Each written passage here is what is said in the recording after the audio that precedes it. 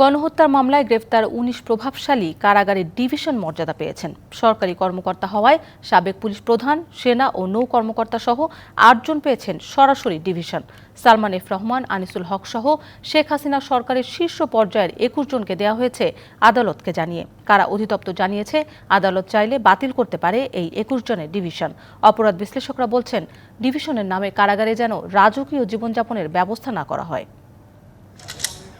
ছাত্র জনতার আন্দোলন দমাতে গুলি করা হয় নির্বিচারে, হতাহত হন অনেকে। ৫ই আগস্ট শেখ হাসিনা সরকারের পতনের পর মামলা শুরু করেন ভুক্তভোগীরা। চলে গ্রেপ্তার অভিযান, এ পর্যন্ত ধরা পড়েছেন অর্ধশত প্রভাবশালী।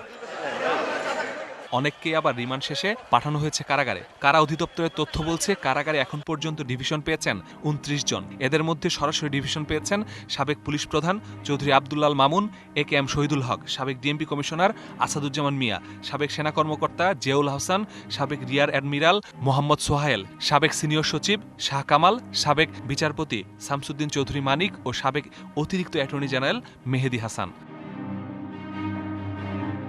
6000 mAh battery, one and only Power Master, Next G N73.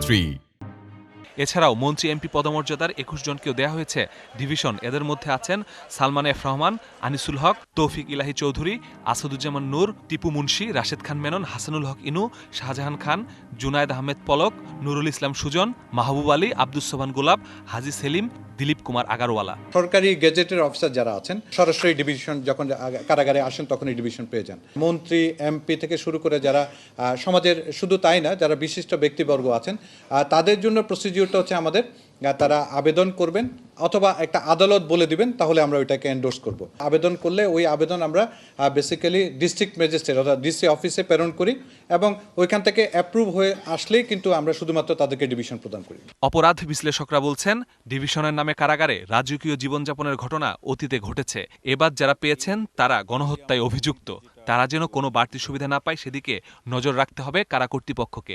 অর্থের প্রভাব, এই সমস্ত প্রভাবগুলোকে কাজে লাগিয়ে যদি আবার সেখানেও যদি তারা একটা আরামায়েশের জীবনের চিত্রগুলো আবার আমাদেরকে গণমাধ্যমের সূত্র ধরে যদি দেখতে হয়, সেটি নিশ্চয়ই এই জুলাই বিপ্লব বা জুলাইয়ের গণঅভ্যুত্থানের যে স্পিরিট বা তার যে লক্ষ্য, এর সাথে কিন্তু সাংঘর্ষিক।